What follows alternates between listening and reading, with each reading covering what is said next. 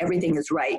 The immune cells of the body, all the immune cells, the innate immune cells, what are called macrophages, neutrophils, the mast cells, they all have alpha receptors.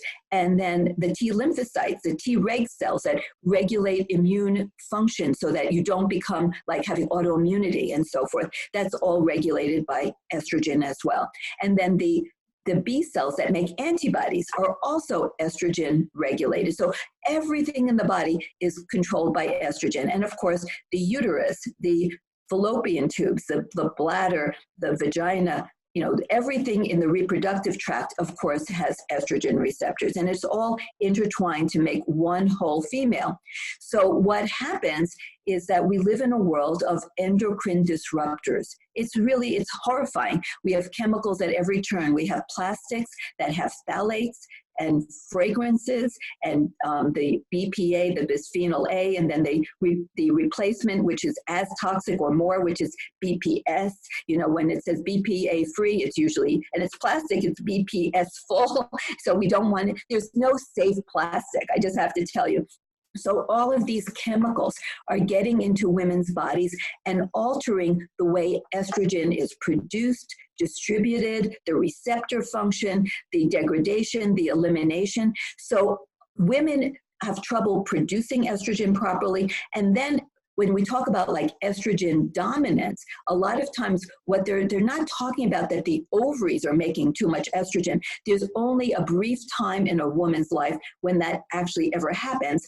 And that's typically during the perimenopause when her estrogen level production is going down, but she can have crazy spikes while it's going down. So it's like going like this and it's going down, and you can have crazy high spikes. And that's because you get overshoot. So the estrogen goes down. The brain perceives, oh, I don't have enough estrogen. It puts out signals to the pituitary, which then puts out a surge of its gonadotropins, the LH and FSH, and you get too much. That's why women around the perimenopause sometimes have, surprise, you have twins, because they're actually being hyperstimulated. But that's like, I liken it to when you have a fireworks show. And right before the end of the fireworks show, you have the grand finale, when you have the whole sky lights up with so many fireworks, right? And then, done, it's black, it's over. That's what happens in a woman's body. Before her ovaries cease to function, she has this explosion like the end of the fireworks show. And sometimes she makes too much estrogen, and it's short-lived and it's miserable at times. And, you know, she's not careful, she will get pregnant because she still has potential for fertility and higher rates of twins because of this overshoot, this overstimulation. But that's the main time in a woman's life when she can actually produce too much estrogen. So when women have estrogen dominance, it's not because their ovaries are making too much of this wonderful estradiol. That's what the ovaries make, estradiol. It's because our bodies are full of chemicals that mimic estrogen. They're not estrogen. So I call it, you know, like the evil twin. These are evil estrogens that are not really estrogens. They're chemicals, but they can bind to our estrogen receptors, creating basically the wrong information, because a hormone is really an information delivery system. So when you get endocrine disruptors that are estrogen mimics, but they're not really estrogens, and this includes a lot of pharmaceuticals, as well as plastics, heavy metals, flame retardants, stain resistant stuff. There's so many endocrine disruptors out there that are xenoestrogens. They mimic estrogen, and it just creates havoc. And it can give the illusion that there's too much estrogen that's real estrogen made by the ovaries, but these are the evil twin estrogens. And we don't want to malign our real estrogen because of the evilness of these mimics that are getting into our bodies. But a lot of doctors are not realizing the difference between endocrine disruptors and real estrogen. So these endocrine disruptors, they're showing up in labs as estrogen metabolites? No, they're not. But what's happening is that they're altering the way real estrogen is often metabolized. So, for example, you have just so many, like, I think of it as a highway, and you're going down the highway, and what happens if your highway is filled with a bunch of dump trucks or garbage trucks, okay? It's going to take up the space of the other vehicles, right? And then it becomes a traffic jam, right? So you get to your destination slower. So the liver has the capability of detoxifying, but it doesn't have an endless potential to detoxify. So the chemical endocrine disruptors are going to go down and occupy the same pathways, utilizing the same nutrients that are involved in the detoxification pathways as real estrogen. So you're going to alter the way the real estrogen can get detoxified, because the body now also has to detoxify all of these endocrine disruptors. So in terms of lab testing, it can alter the way our own good estrogen is metabolized. We may not be able to get it down the pathways properly. So that, there's phase 1, 2, 3, and 4. Phase 4 is what happens in the large intestine, which is often neglected. So all of these require a lot of nutrients, and the endocrine disruptors are then going to also be occupying the pathways that the real estrogen should go down. And also they're going to disrupt the way the body even functions to begin with, because estrogen is involved in all of the foundational functions of the body, and these endocrine disruptors interfere with that. So you can have abnormal gut microbiomes. You can have, because a lot of these chemicals can cause problems within the gut itself as well. We know BPA, for example, which is it's so ubiquitous, everybody has BPA. It's a very mild, but little bits can sometimes have huge effects. That's what the government, the FDA, just doesn't want to acknowledge, because it's such a big chemical industry. But little bits can have huge effects. That's so key. And everyone carries BPA in their bodies, and it has been shown to alter the way our bodies can detoxify testosterone. So you end up with more testosterone in your body. It alters the gut microbiome. So it has so many different effects, and all of this is going to affect our real estrogen. So estrogen is wonderful. Estrogen in a healthy woman is doing all the things that keeps a woman amazingly healthy. And it's these horrible chemicals that get into the body that disrupt the normal pathways for estrogen. They occupy the receptors, they alter the way the body detoxifies, it alters the gut microbiome, and these are the culprits. So it's almost like we're all afraid of the wrong things. We should never be afraid of our own natural estrogen. We need to be afraid of these horrible mimics.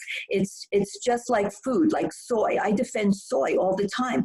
Organic whole soy is actually a fertility food. They've had studies that showing that when you eat whole organic soy, it's hugely beneficial to the body. I mean, it's a bean, it's a soy bean, right? It's a legume.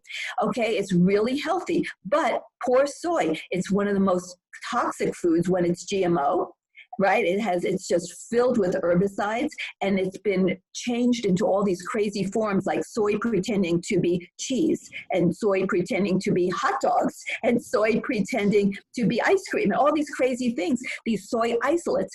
So you're taking something that's intrinsically wonderful and you're turning it into something really toxic. And then people forget that when it's in its natural whole form, it's actually incredibly healthy. And that's what that's why I have to defend estrogen wherever I go, because, poor estrogen, its reputation has been so sullied by these endocrine disruptors that alter the way the body makes estrogen. And also estrogen gets hijacked, and this is not recognized. So estrogen is about growth, proliferation, healing. So if you get a big cut on your skin, estrogen is actually made in the skin. That's how men heal. And of course, our estrogen levels go down as we age. And that's why old people don't heal as well as young people. So what happens is estrogen is going to activate the platelets.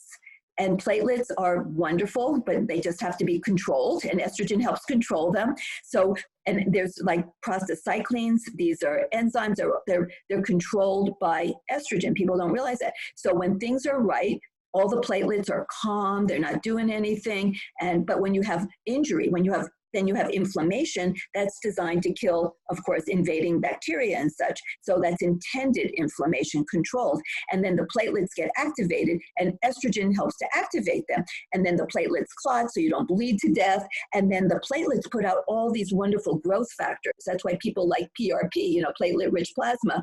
But the platelets do it naturally, and estrogen controls it. So you create new blood vessels, new tissue, and you heal a wound. It's like a miracle, right? How we heal a wound. Well, estrogen is essential for that function, but estrogen gets hijacked, for example, in endometriosis. So in endometriosis, you have this uncontrolled inflammation going on in the pelvis, and that's a whole other discussion we could talk about one day if you like, because it's fascinating what we've now learned about endometriosis.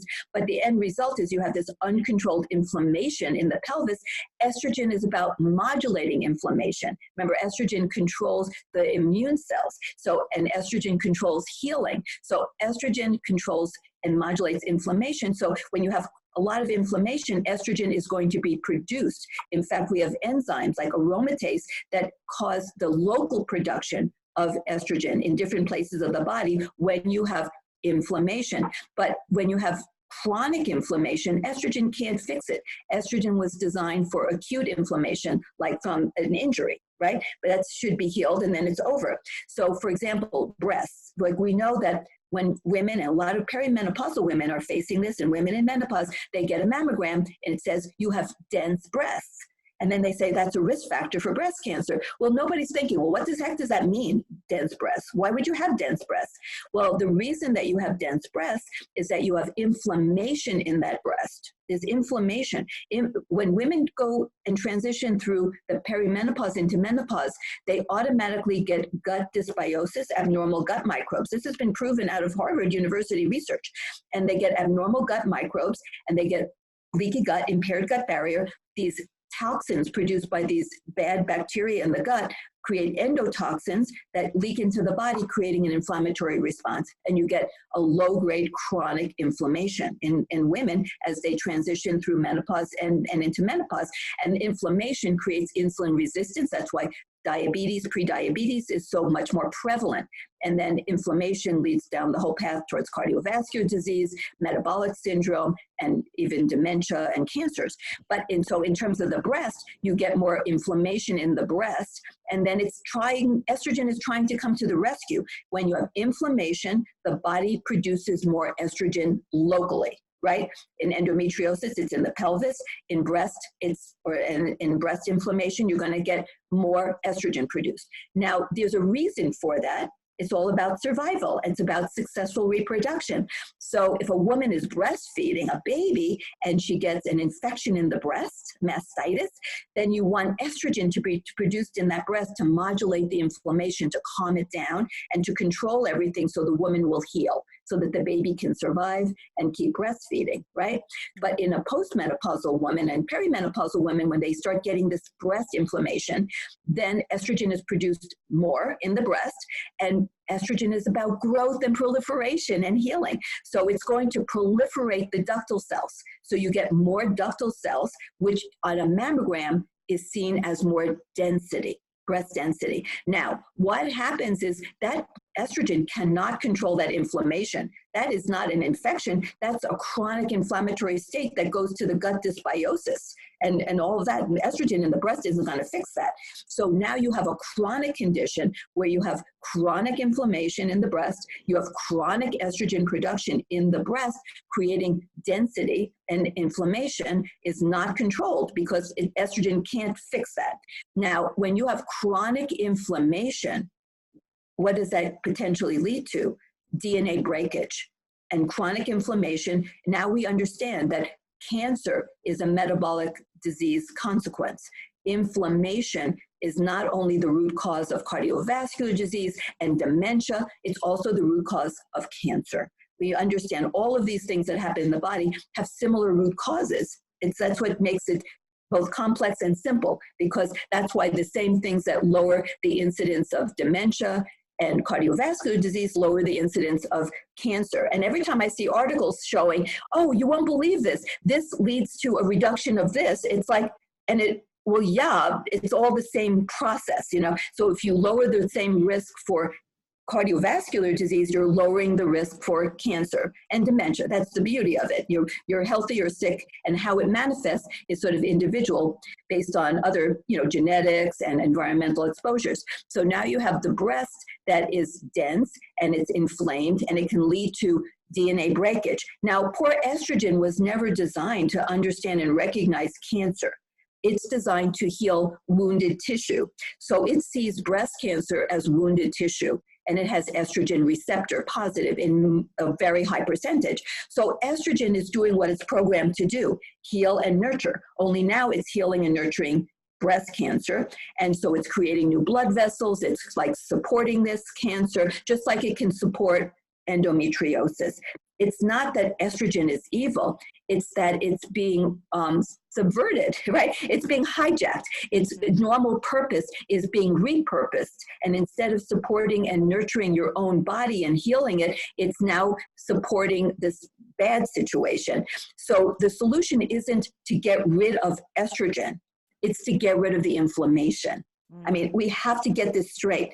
We have to not get rid of estrogen, we have to get rid of inflammation. And in fact, if women didn't lose estrogen as they transition through the perimenopause and menopause, then that systemic inflammation and the loss of proper gut environment and getting dysbiosis may never occur in the first place.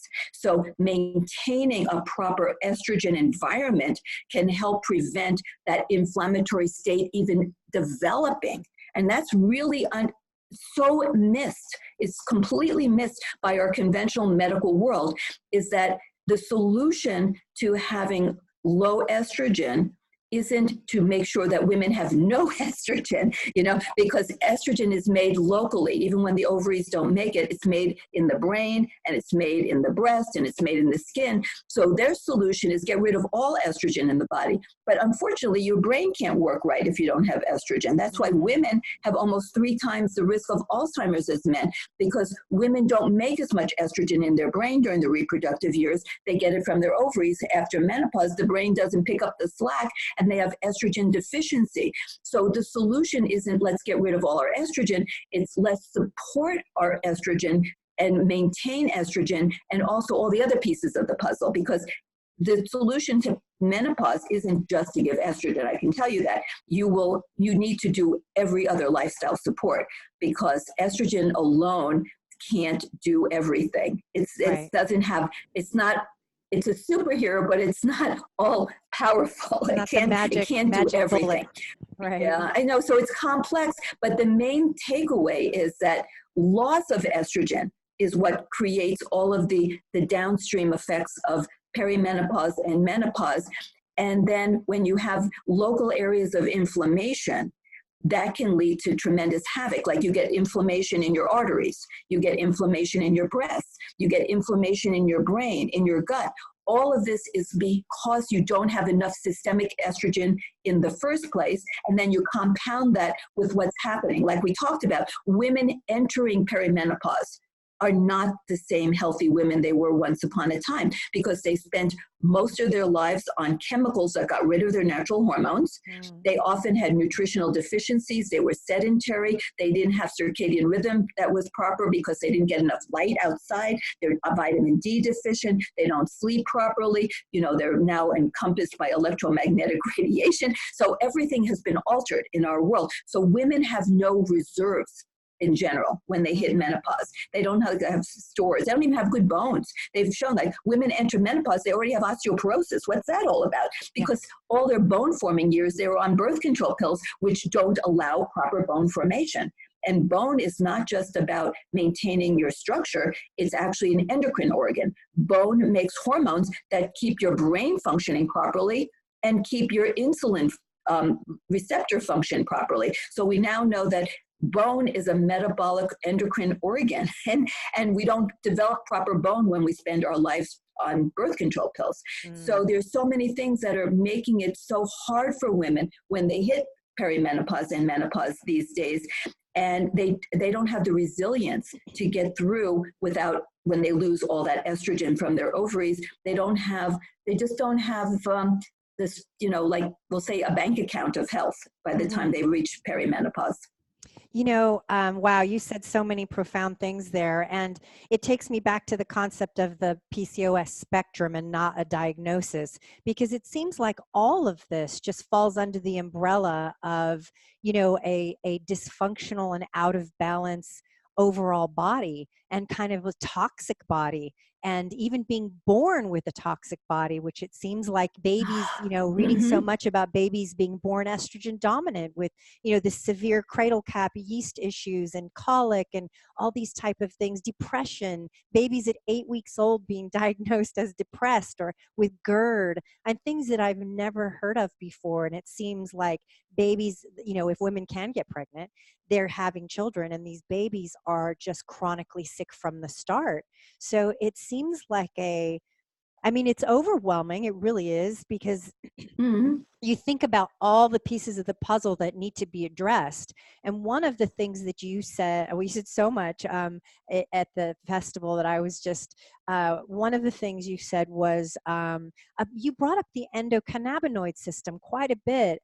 And I was really impressed with that, because it sounded to me like the endocannabinoid system somehow modulates everything, it would seem, and that we need to kind of reboot that in order to address all the other symptoms. Did I get that right?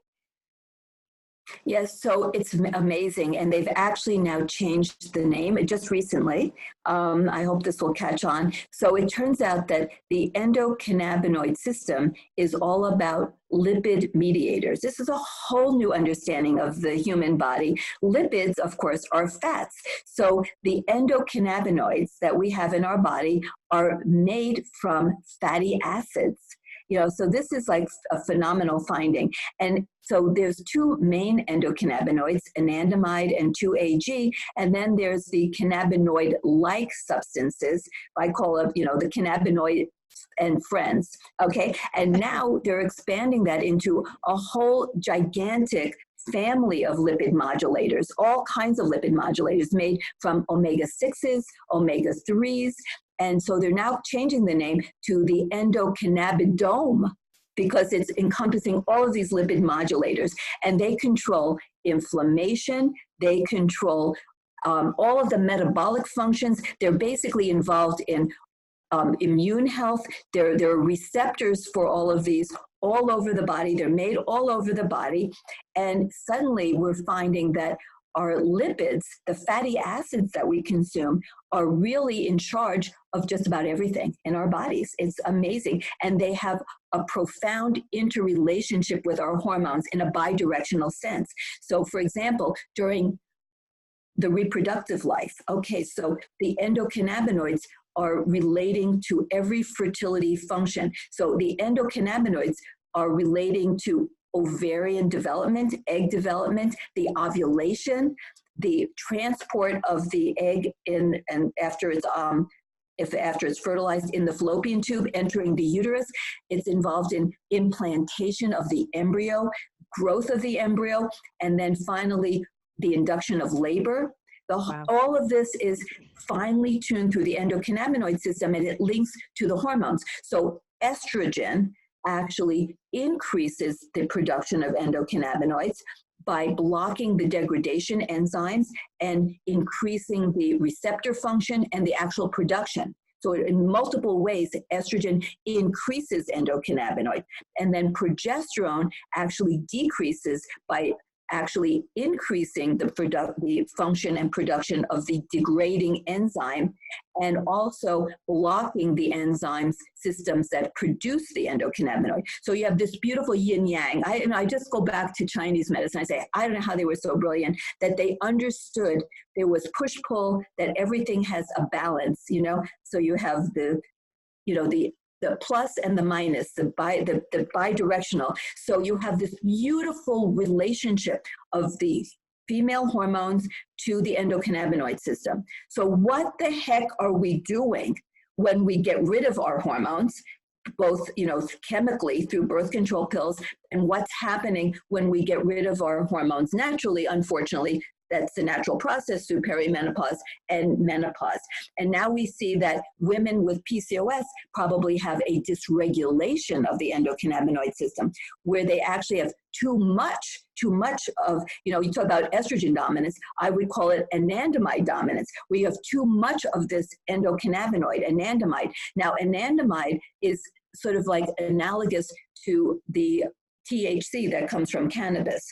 Now, cannabis, of course, is a plant, but it has products that actually combine to our own endocannabinoid receptors. It's like fascinating that we have plants that bind to our receptors. We have that with phytoestrogens too, right? Plants that bind to our estrogen receptors. So it turns out that the THC binds to the same receptor, CB1, in the brain that anandamide, our own endogenous one, the one that we produce, binds to.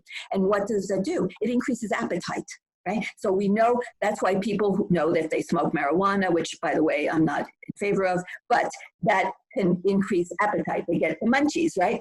Well, when women with PCOS and other types of conditions, they have this endocannabinoid dysfunction, dysregulation, they make too much of this.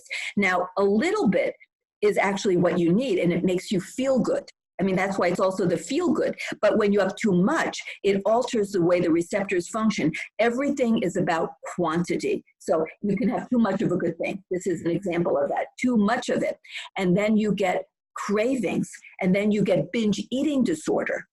And you get a whole array of problems, and you have night eating. So the anandamide should be very low production at night, but in people who have circadian rhythm dysfunction, who have metabolic syndrome, they often have too much produced all the time, including at night. They don't have the beautiful circadian rhythm of the endocannabinoid system, and the anandamide is produced in high quantities at night when it should be low, and people have raving appetites in the middle of the night. I have patients that, and I'm sure you have clients, the same, they wake up at night and they want to go raid the refrigerator, and they eat, they can't sleep because their whole circadian system is off. And that's why there is a lot of potential, and we need more research by giving like hemp oil, which seems to work more on some of the other receptors and less on the CB1 receptor, that it can help do that yin yang, that balance, so that you can actually lower inflammation and reduce appetite. And there's even some data it might help reverse fatty liver, which is huge, and that's part of what happens in PCOS and in metabolic syndrome. So PCOS is really like metabolic syndrome on steroids. So it's really taking what happens to people in all different types of scenarios, where they have insulin resistance, they have obesity, they have problems, they have fertility problems, and PCOS puts it all together, and it's just sort of magnified. And that's why it's the perfect sort of medical problem to explain a lot of this from. And that's why my first book, and I have a second one that's coming out shortly, my first book, PCOS SOS, is a 7-step program that really anyone, even without PCOS, who's trying to reestablish health, can follow. And it, like you said, it's complex. People don't know where to start.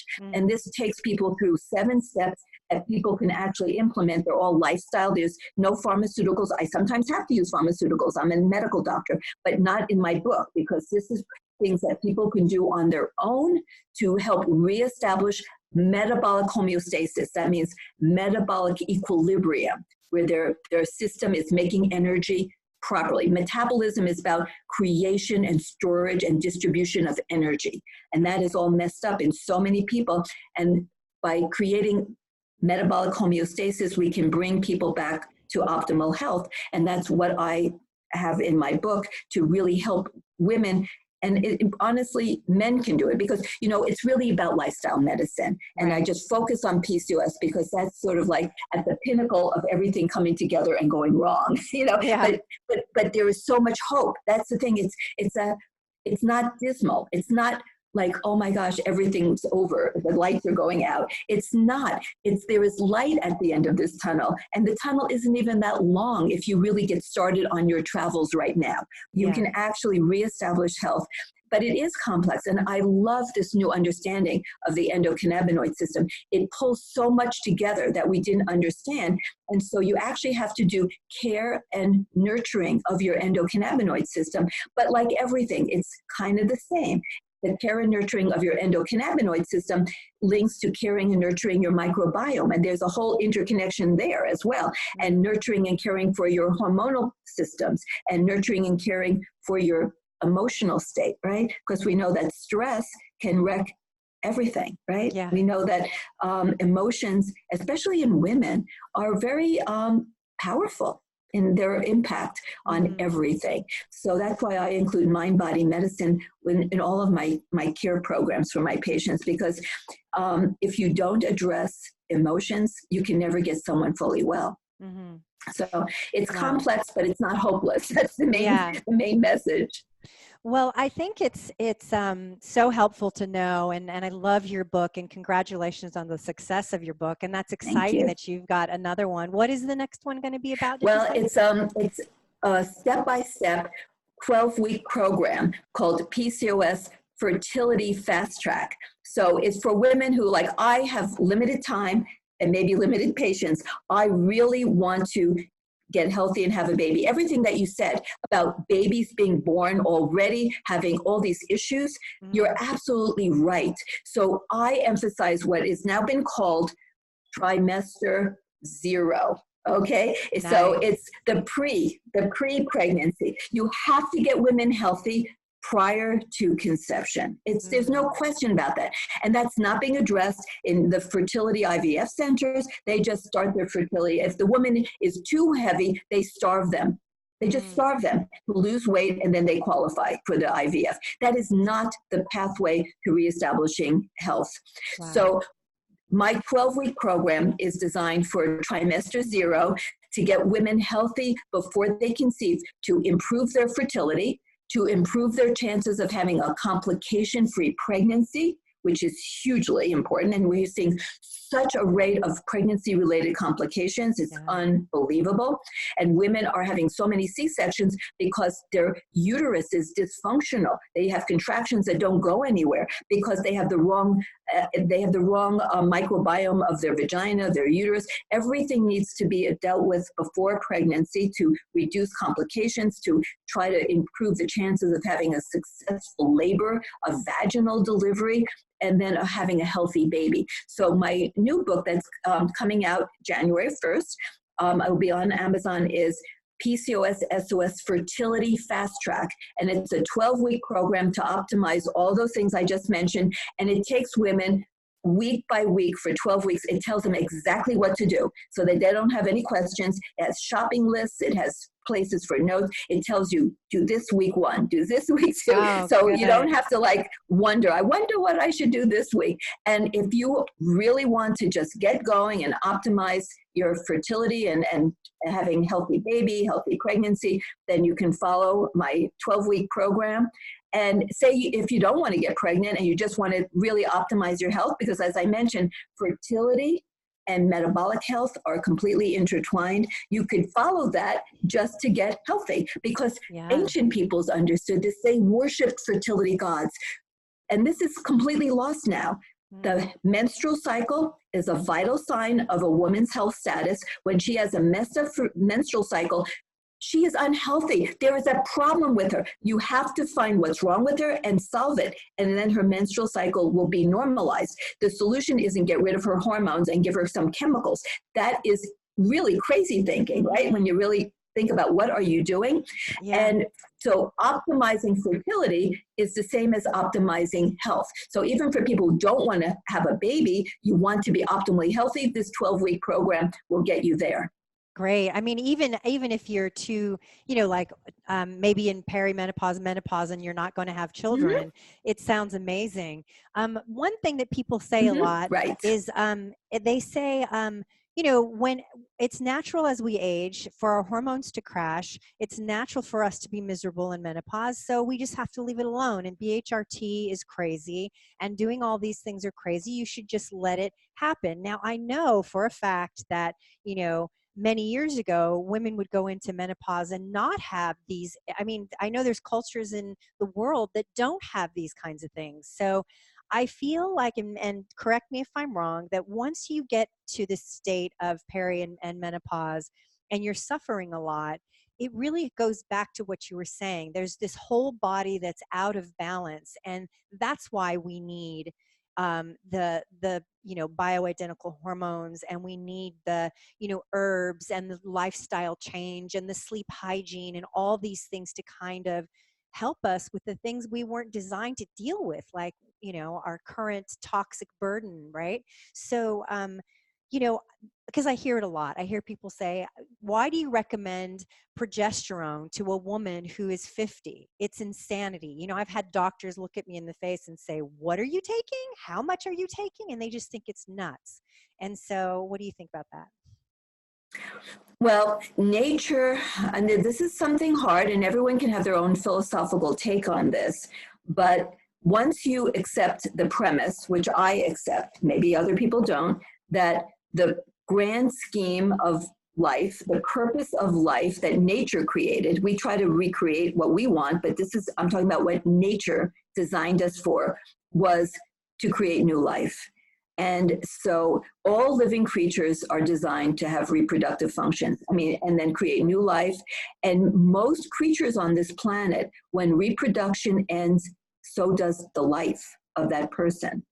There are many species, like an octopus, which is an intelligent creature, from what I understand, that they can lay their eggs and then they immediately die. Salmon, swim upstream and they spawn and then they die. And then their eggs create new life. So most of nature is not about the maturity and aging of a reproductive less creature.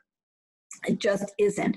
Humans are very fortunate, females, that we have a life after reproduction ends. But nature did not give us inherent tools that really make us optimally healthy. Women never suddenly have the healthiest time of their lives after menopause, because it's just not that way. If you look at the diseases of aging, osteoarthritis, osteoporosis, cardiovascular issues, dementia, cancer, all the issues of, women have incontinence, urinary incontinence. They have prolapse through their vagina of their uterus, their bladders, their rectum, all those things. That is typically looked at as diseases of aging, but you can also see them as diseases related to estrogen deficiency. Now, once again, if you have poor tissue quality, because you didn't have real hormones and good nutrition all your life, you do not have the reserves to actually maintain your tissue integrity. So if you enter menopause and your vaginal tissues are not healthy, you do not have a healthy bladder, you may have had many bladder infections in your life, you do not have strong bones, you do not have strong ligaments, your joints are already damaged because you didn't have estrogen and nice hormones your whole life. So you just didn't have the proper tools in your arsenal to really develop the healthiest body. So when you hit menopause, you're not in very good shape.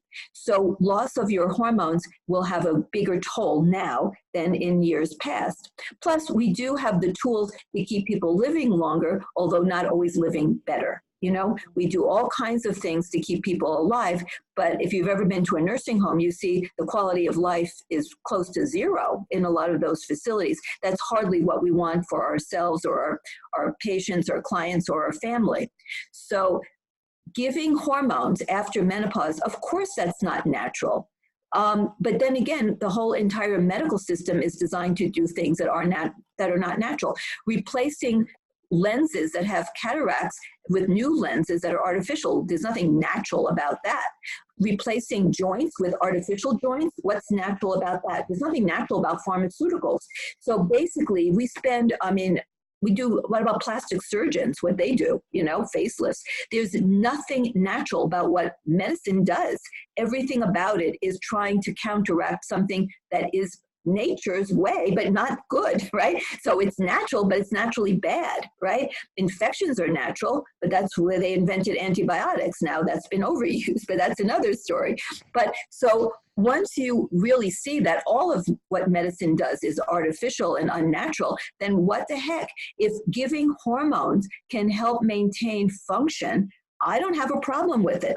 If I didn't believe in anything that modern medicine can do for people, I wouldn't be in it. So sometimes medicine, the medical techniques that we have can be life-saving. Unfortunately, this is well established that pharmaceuticals kill like at least 100,000 people a year, and that's pharmaceuticals used properly.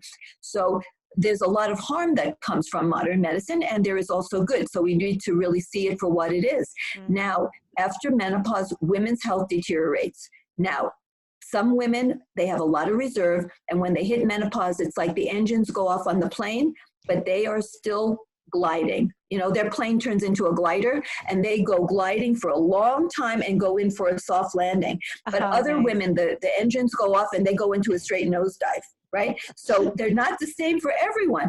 So you know what? I don't want people to go into a nosedive. And if giving hormones keeps them a little bit more up here, not down here, then so be it. I don't care. I don't give a darn that it's not natural. Everything in medicine is not natural. I don't care. Doesn't make me feel bad at all. But what I feel that we need to look at is what's the best way to give hormones. Once the decision is made and it's acknowledged that loss of hormones is not a good thing for a woman, and how harmful it is going to vary from woman to woman based on her genetics and the quality of health that she has when she enters this phase of life.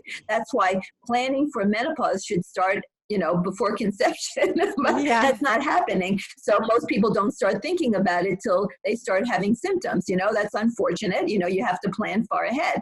But it's never too late to do some good, no matter where you are in the spectrum of life. But giving hormones, we have to figure out what's the best way. So my personal feeling is whatever nature does is probably best. So we should probably try to give hormones that are at physiologic doses and in some way as close to physiologic manifestations in terms of probably we don't want to give progesterone every day because a human female in the reproductive years doesn't make progesterone every day. She makes it for 2 weeks out of the month. And now that we understand that there's this yin-yang between the endocannabinoid system and the hormones, why are we trying to recreate a new human female body? We should probably try to recreate what worked best in a healthy 25-year-old if we're going to try to help a 55-year-old by maintaining hormones. Because I always say, look, the cells of the body don't know how old you are. They get the tools, they will do the job, right? So if you give the cells the nutrients it needs and the hormones for information so it knows what to do, it will just do its job. Now, that said, there's no way to recreate the hormones of a 25-year-old. We just, do the best we can, and we need more data on a lot of this stuff. After the Women's Health Initiative, most research just came to a standstill, and women's health has always been neglected. Until 2015, pharmaceutical companies didn't even have to include women in any of their studies. People don't realize this, that all the data on blood pressure drugs and statins and all, that's all from men. And women and men are hugely different in their responses. We have very different immune systems. We have different cardiovascular health. We are very different, and we didn't even have research on women, and they're making conclusions from men to women, and it's really wrong. So, we need to recognize that. We need a lot more research that's female focused. I mean, this is really essential. But as far as I'm concerned with hormones, I say to heck with natural. Natural takes women's hormones away, and a lot of women suffer, and a lot of women go into a nosedive. So if I can give hormones to support their functions along with all the other lifestyle tools, I'm going to do it. Beautiful. I love that. That's a perfect way to wrap it all up. I am so incredibly grateful for your time, really. And I'm excited about your new book. And I'm going to make sure that the intro and outro of this podcast has all your information. I want everybody to know all about you. And I'll post this on YouTube and in my estrogen dominance support group. So thank you so much. Oh, that would be wonderful. And I would really love to try to catch you again and talk about that whole enteric nervous system, gut, endocannabinoid, estrogen thing. You dropped a little seed back there in the beginning. Yeah, I'd love to chat about that too. Whole new world. Amazing. Thank you so much. I really appreciate it. My pleasure. Okay, we'll talk to you soon. Thanks, doctor.